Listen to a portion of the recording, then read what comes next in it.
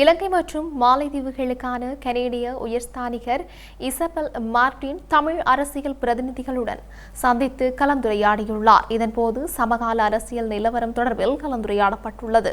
வடக்கிற்கான 2 நாட்கள் உத்தியோகபூர்வ பயணம் மேற்கொண்டிருந்த இலங்கை மற்றும் மாலைதீவிற்கான கனேடிய உயர்ஸ்தானிகர் இசபெல் மார்டின் தமிழ் அரசியல் பிரதிநிதிகளுடன் சந்தித்து கலந்துரையாடியுள்ளார். கனடா தூதுவருக்கும் ஜனநாயக தமிழ் தேசிய கூட்டணிக்கும் இடையிலான விசேட கலந்துரையாடல் ஒன்று நேற்றைய தினம் மாலை யாழில் உள்ள தனியார் விடுதியில் இடம்பெற்றுள்ளது. கலந்துரையாடலில் தமிழ் மக்கள் எதிர்கொள்ளும் பிரச்சினைகள், எதிர்கால அரசியல் நகர்வுகள் உள்ளிட்ட முக்கியமான பல விடயங்கள் தொடர்பாக கலந்துரையாடப்பட்டது. இந்த கலந்துரையாடலானது 2 மணி நேரத்திற்கு மேலாக இடம்பெற்றுள்ளதுடன் ஜனநாயக தமிழ் தேசிய கூட்டணியின் இணை தலைவர்கள் மற்றும் கட்சியின் செயலாளர் ஆகியோர் இதில் கலந்து கொண்டனர். இலங்கை தமிழரசு கட்சியுடனும் நேற்று முன்தினம் யாழ்ப்பாணத்தில் உள்ள தனியார் விடுதியில் கலந்துரையாடல் இடம்பெற்றுள்ளது.